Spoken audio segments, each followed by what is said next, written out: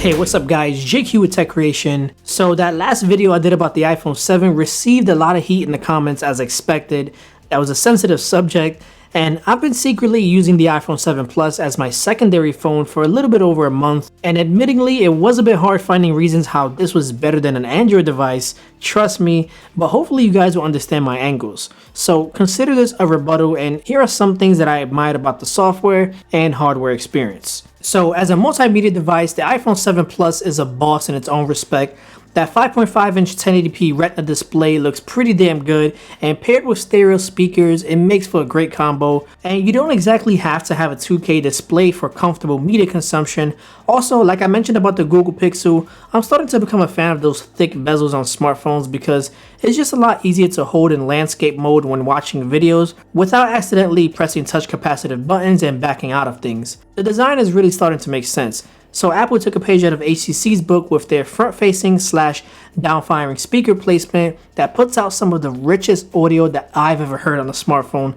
I'm talking about at times you can actually feel that low end hitting from the back, and it remains relatively clean even at high volumes. Some really impressive sound coming out this guy, and in my opinion it just makes the competition seem weak. So now another thing that I liked was that secondary telephoto lens that allows you to get closer to your subjects from afar without digitally zooming in and losing quality. And they're not the first to incorporate dual lens on a smartphone, but I applaud Apple for the harmony in between software and hardware, most notably in the camera app. The way that you're able to seamlessly zoom between the two lenses, it's how it really stands apart from the rest, and it makes a not so simple software operation look like child's play. And that's what Apple is best at. I mean, you don't even notice when the telephoto lens kicks in at 2x, and it's just so much more user friendly as well as easy to operate with one hand, unlike most camera apps on Android phones that requires two-handed operation for pinch to zoom. Also, the fast camera access throughout iOS just makes that camera seem like it's ready to go at all times from anywhere, regardless of what app or window is open. So, I mean, that right there is what makes the iPhone much more of a picture-friendly device. And before you say, yes, I know Android phones do have quick camera access, but camera access in iOS is just a whole lot better, let's admit it. And if I had to choose a phone that can get me from 0 to great picture in just under 1 second, it would have to be the iPhone 7 Plus. Alright, so next up is the way that iOS handles apps. Apps just seem to be overall better connected into iOS. For example, the Harmony app by Logitech. So the Harmony Elite is one of the greatest home automation products on earth, and if you're curious, I did an entire video on this a while back. So basically this ties all of your smart and dumb appliances in your house and lets you group them into activities that, when triggered, all of your selected devices in the group power on.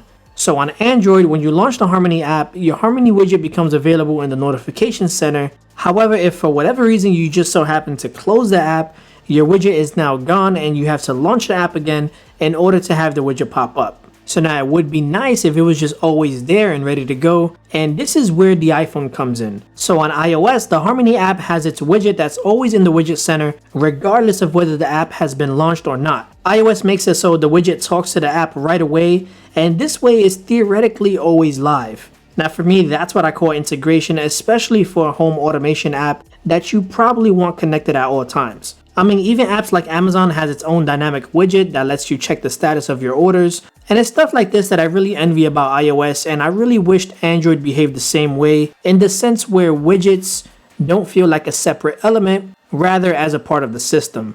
And that's what iOS does. Alright, so now back to hardware. I think that Apple may have secretly equipped their iPhones with quick charging because the battery charges incredibly fast, especially for the iPhone 7 Plus, which is a huge convenience. And speaking of huge is that battery life. I mean, it's outstanding. You can easily get 2 days of usage out of a single charge doing whatever it is you like. Mark my word on that. I mean, watching videos, gaming, you name it. And trust me when I say that most Android users wish that their phones lasted this long on a single charge, and a lot of that is thanks to iOS's RAM and power management, and the fact that we only have a 1080p display really helps with that. So battery was never a fear factor for me using the iPhone 7 Plus. And lastly, I just love how pure and clean iOS is and how there isn't a single ounce of bloatware. In fact, iOS 10 is so much more improved that you're able to uninstall Apple's very own apps just by tapping, waiting for the wiggle, and removing. With of course the exception of a few, but it's definitely a lot more intuitive to do than on Android, where typically you're limited to only disabling or turning off apps depending on which Android phone you're using. For example, you can't completely uninstall stock apps like Calculator or Calendar on Android, where on iOS you can do so quick and easy. And those are just a few areas that I believe the iPhone 7 Plus makes for a better smartphone experience over the competition. And I really just want to open this up to you guys. In what ways do you think that the iPhone 7 Plus makes for a better smartphone than Android devices? I'm really eager to see how this goes. So as always, if you enjoyed this video, go ahead and show some love to that like button. And if this is your first time on the channel, be sure to hit that subscribe button so you don't miss out on some awesome content. I want to thank each and every one of you guys for watching, and I will see you in the next video. Later.